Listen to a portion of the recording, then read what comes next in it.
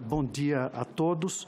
Excelentíssimo senhor presidente da Comissão de Relações Exteriores e Defesa do Senado, senador Aloysio Nunes, senhores senadores, membros da comissão, gostaria de saudar aqui Vossa Excelência, senador Dalírio, como também o embaixador Sousa Gomes e colegas e amigos do Itamaraty que vieram aqui hoje me prestigiar.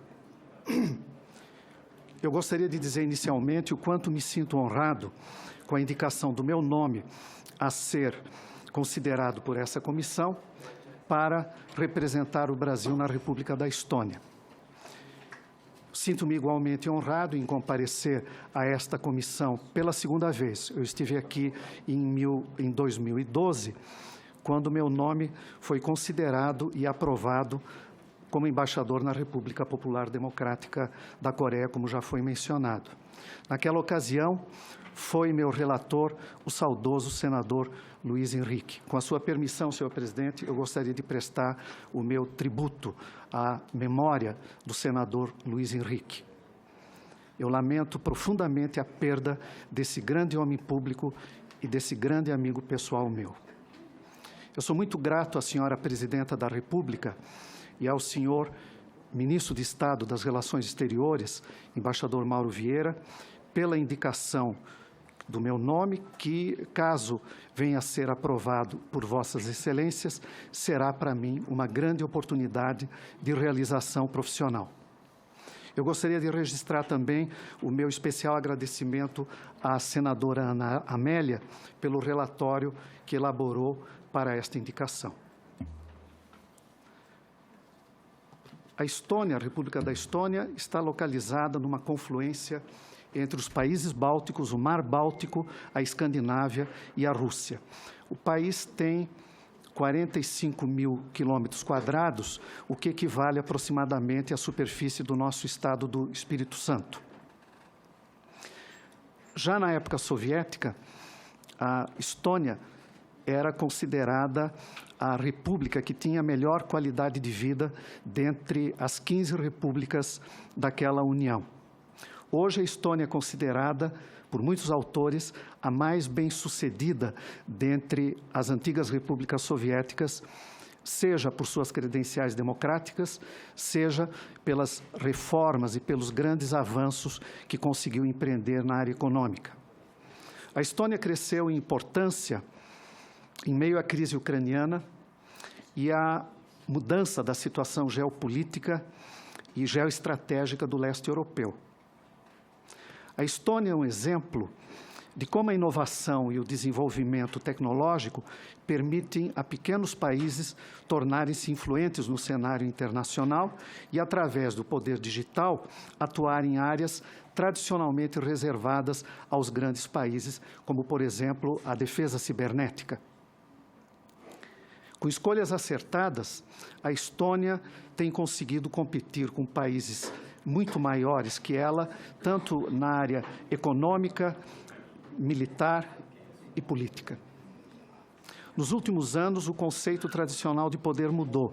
Se antes ele era definido por valores nominais, como o tamanho da população ou território, hoje o poder digital permite que pequenos países, como é o caso da Estônia, fortaleçam suas posições frente aos grandes países mediante a inovação e a especialização em certos nichos científicos e tecnológicos.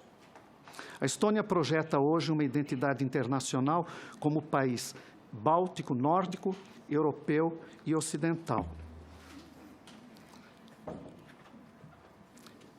A Estônia tem empreendido na última década, quer dizer, o país é independente desde 1991, mas, sobretudo, na última década, ela tem empreendido uma redefinição da sua identidade em nível regional. Se tradicionalmente ela era considerada um país báltico, como também a Letônia e a Lituânia, por suas experiências históricas, desde a Idade Média, pelo fato de terem sido anexadas em 1940 pela União Soviética, hoje a Estônia procura se afirmar muito mais como uma sociedade nórdica, tendo em vista sua maior identificação cultural com os países nórdicos. As autoridades estonianas afirmam que o avanço tecnológico do país, o que o país tem alcançado nesses últimos anos, identificam muito mais com os países ao norte do que com os países ao sul. Ao longo dos últimos 25 anos, tanto a Estônia como também a Letônia e a Lituânia passaram por profundas reformas políticas e econômicas e são hoje democracias liberais e economias de mercado dinâmicas, que se identificam profundamente com o Ocidente. Esses países enfrentaram e venceram o desafio de passar da União Soviética para a União Europeia. Eu gostaria de lhes falar um pouco sobre a história da Estônia. O espaço geográfico hoje ocupado pela Estônia corresponde a um dos assentamentos humanos mais antigos da Europa. Alguns autores consideram, inclusive, que é o mais antigo. Uns falam em 5.000 anos, outros falam em 9.000 anos. Os estonianos falam uma língua fino-úgrica, que é muito aparentada com o finlandês e, mais distantemente, com o húngaro. Então, a Estônia, desse ponto de vista linguístico, é uma das exceções da Europa, é um dos poucos países onde não se fala uma língua indo-europeia. A história do povo estoniano foi marcada por sucessões de invasões e ocupações, e isso deixou uma marca profunda no próprio caráter nacional estoniano, que tem está presente na Estônia uma sensação permanente de ameaça, até porque eles têm como vizinho o maior país do mundo, que já os ocupou em mais de uma ocasião. A Estônia foi o último reduto pagão da Europa, e isso justificou a ida dos cavaleiros da Ordem Teutônica, que era uma ordem cruzada, à Estônia no século XIII. Também os dinamarqueses ocuparam a Estônia naquele período. Mais adiante, os cavaleiros da Ordem Teutônica tomaram todo o país. Eu menciono isso porque os cavaleiros da Ordem Teutônica levaram consigo para a Estônia e também para a Letônia não apenas os soldados monges, mas também a aristocracia, mercadores e burgueses alemães, porque essa ordem era alemã. E o povo como camponês. A elite, durante 700 anos, foi uma elite alemã, essa elite trazida pelos cavaleiros da Ordem Teutônica.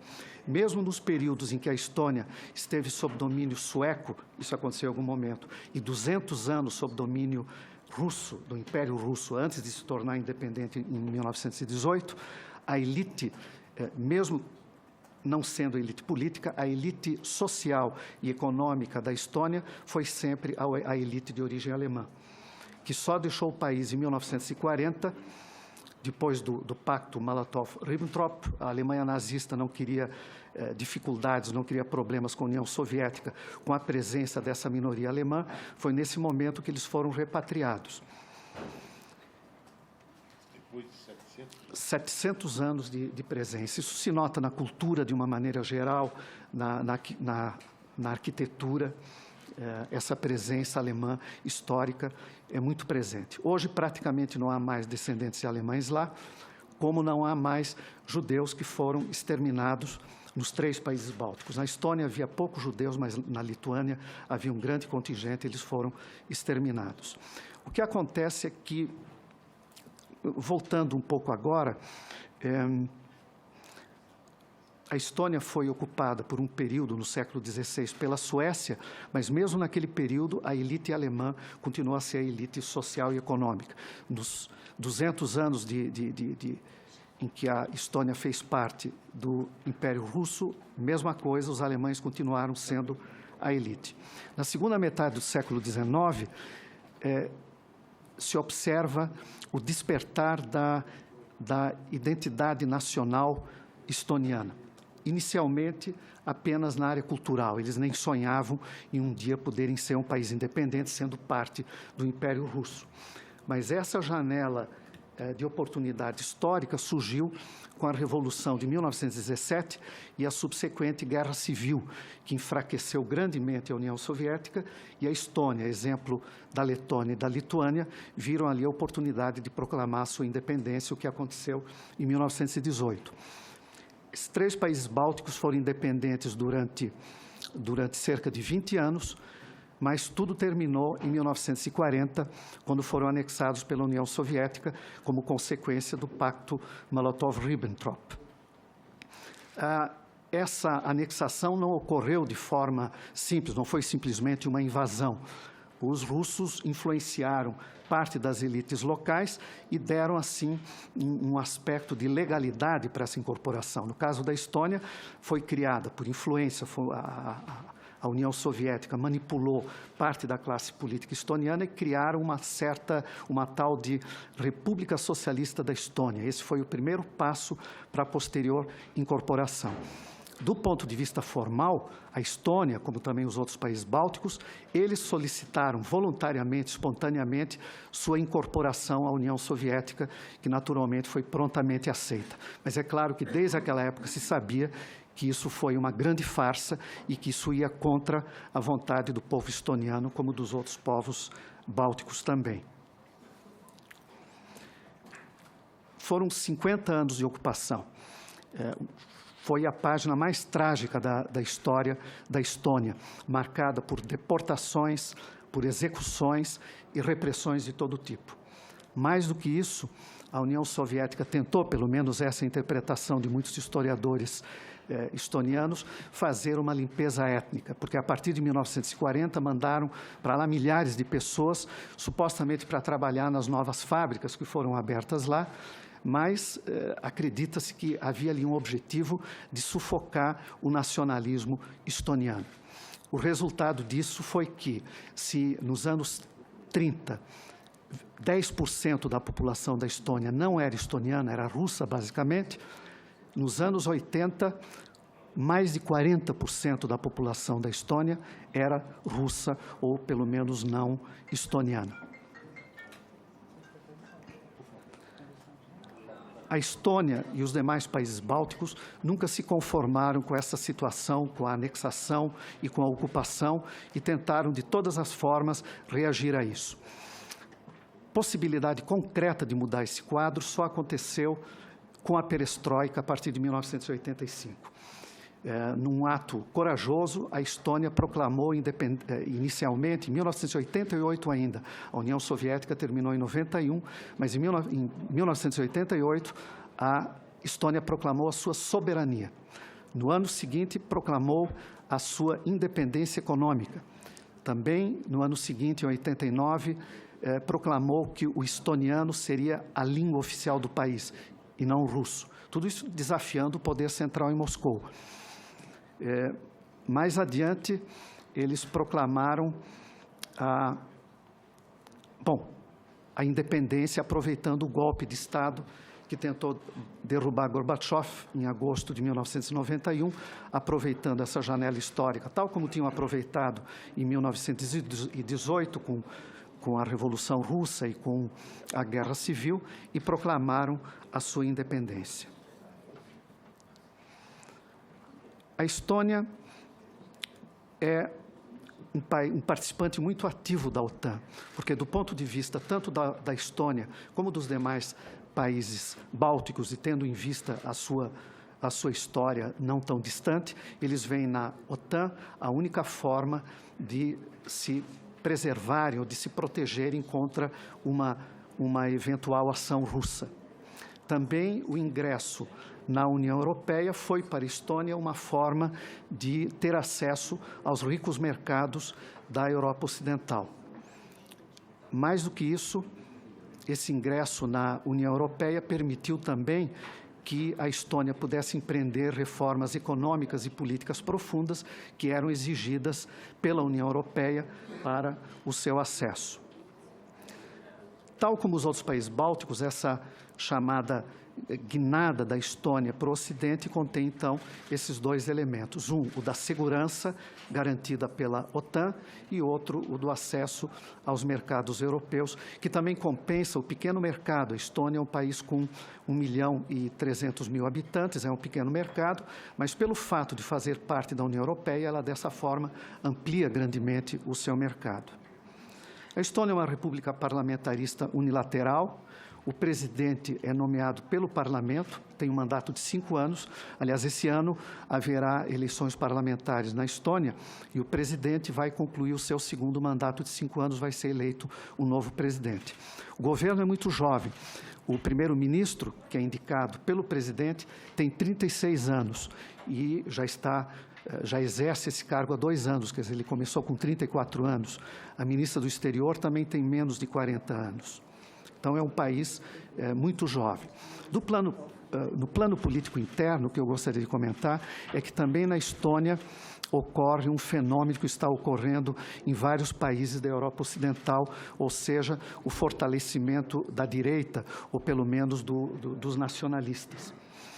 Isso pode ter alguma influência na política interna estoniana, porque, desde a sua independência em 91, um dos grandes desafios políticos, sociais e até de segurança nacional da Estônia tem sido a integração da minoria russa, que não é tão minoritária assim, porque são 30% da população. Veja, na Ucrânia, que teve todo esse problema com as minorias russas, na Ucrânia, mesmo quando a Crimeia fazia parte, 17% da população da Ucrânia era russa. Na Estônia, são 30%. No entanto, o tipo de atitude que essa minoria russa tem tido na Estônia difere muito daquela da minoria russa na Ucrânia. Nunca houve nenhuma tentativa de secessão ou qualquer coisa desse tipo. O único momento em que houve alguma forma de violência foi em 2007. Eu menciono o fato porque isso teve outras consequências. Em 2007, foi removido do centro de Tallinn um monumento ao soldado soviético. Para os estonianos, esse monumento representava a opressão de 50 anos. Para a minoria russa, esse monumento representava o sofrimento do povo soviético, representava os 20 milhões de russos ou soviéticos que morreram na Segunda Guerra Mundial. Então, houve cenas de violência, mas esse é o único caso em que se registrou esse tipo de fato. Na verdade, a minoria russa na Estônia não tem nem mesmo, não se organiza politicamente. Na Letônia, eles se identificam com alguns partidos políticos. Só, quando fala minoria russa, são descendentes de russos? Sim. Puro russo? Senador, eles são basicamente de fala russa, são falantes de russo, na sua maioria são de etnia russa, mas há também ucranianos e belorussos que também utilizam a língua russa como língua materna.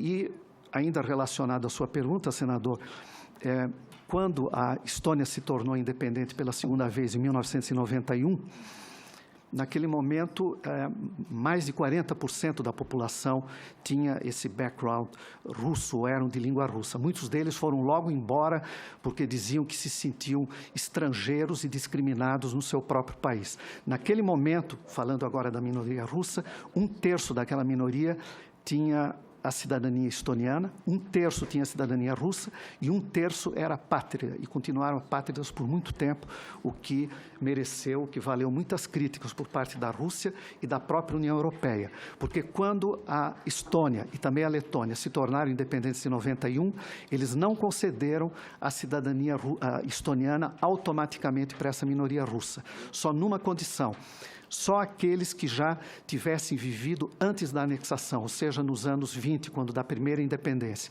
Todos os russos ou descendentes de russos ou soviéticos que tivessem chegado à Estônia depois de 1940, para obter a cidadania estoniana, teriam que se submeter a alguns testes, sobretudo um teste linguístico extremamente difícil, porque a língua estoniana é uma língua extremamente difícil, não é uma língua indo-europeia, tem uma estrutura completamente diferente. Isso causou algum ressentimento na minoria russa, houve pressão da Rússia e da União Europeia, e agora essa legislação foi mudada. A partir de agora, na Estônia, todas as crianças, mesmo que filhas de pais russos que não tenham a cidadania estoniana, são reconhecidos automaticamente, têm a cidadania russa. Também, embora continuem a existir escolas russas na Estônia, todas as crianças, obviamente, têm que aprender o estoniano já desde a escola primária. Então, eu acho que o problema, de algum modo, está sendo resolvido. Mas não inteiramente, porque a minoria russa na Estônia, e na Letônia é parecido,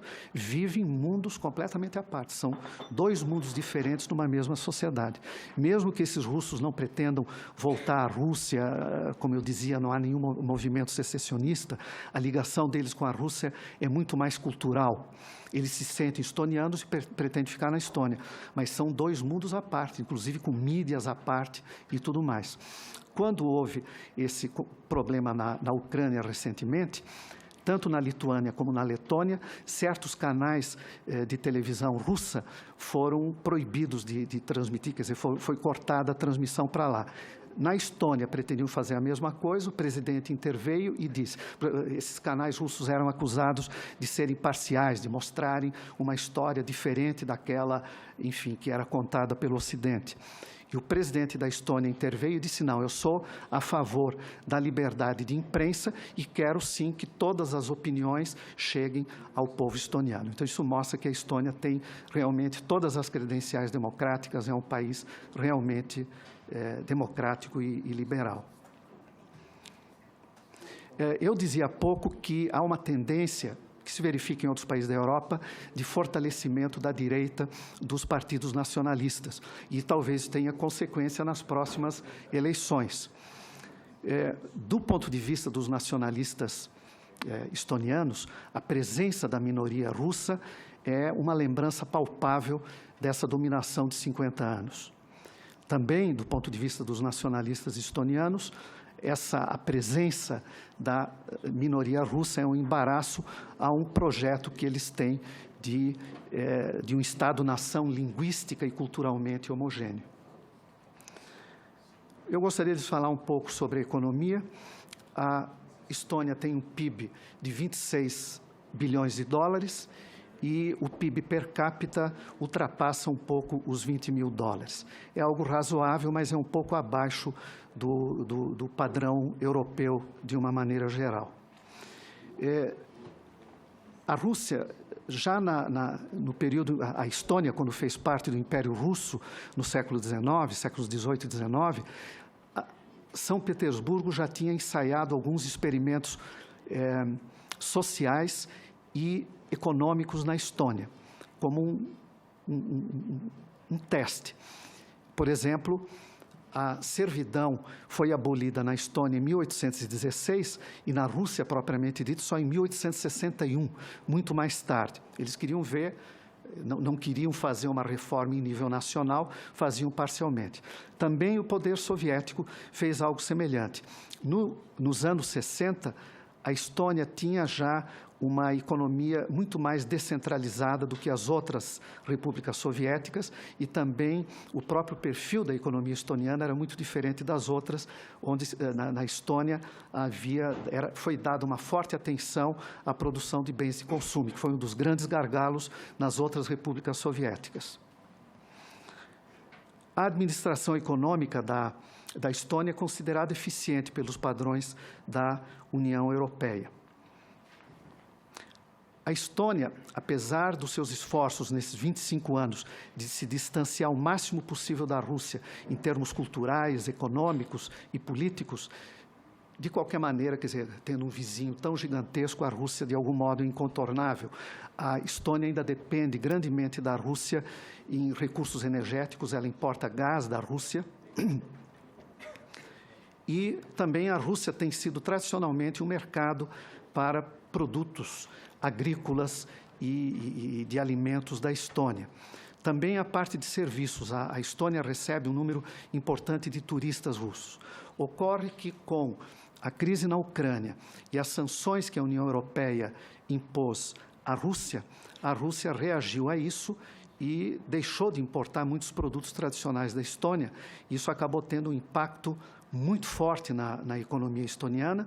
No entanto, o governo da Estônia insiste que essas sanções devam ser mantidas e que não devem ser flexibilizadas, mesmo que ela esteja pagando um preço bastante alto por isso.